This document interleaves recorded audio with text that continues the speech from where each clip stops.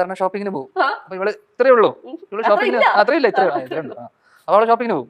അപ്പൊ അവളിങ്ങനെ നടന്ന് ടോയ് ഷോപ്പിലൊക്കെ പോയി കഴിയുമ്പോൾ അവളിങ്ങനെ കണ്ടിട്ട് take this papa, take this. അപ്പൊ ഞാനിത് ഇങ്ങനെ കൊണ്ട് ഇടണം. എന്നിട്ട് അവളെ തിരിഞ്ഞ് നോക്കും എല്ലാം എടുത്തിട്ടുണ്ടോ. എന്നിട്ട് അവൾ കറങ്ങി തിരിഞ്ഞു ഇതേ സ്ഥലത്ത് എത്തുമ്പോൾ അതുണ്ടോ എന്നൂടെ നോക്കും. ഓക്കെ, അങ്ങനെ ഞാനൊരു ടോയ് ഷോപ്പിൽ പോയപ്പോൾ എല്ലാം കൂടെ ഒരു 16,000 രൂപയുടെ ടോയ്സ് ഇവള് വാങ്ങിച്ചു. എല്ലാം അപ്പൊ ഞാൻ ഒന്നും പറയാൻ പറ്റില്ലല്ലോ. ബില്ല് ചെയ്തുകൊണ്ടിരുന്ന സമയത്ത് ബില്ല് ചെയ്തു, സാധനങ്ങളൊക്കെ കാറിൽ ഒരാൾ കൊണ്ട് വെച്ചു. ആ ബില്ല് ചെയ്ത സമയത്ത് ഞാൻ ഇവിടെ തോളത്ത് ഇങ്ങനെ എടുത്തിട്ടുണ്ട്.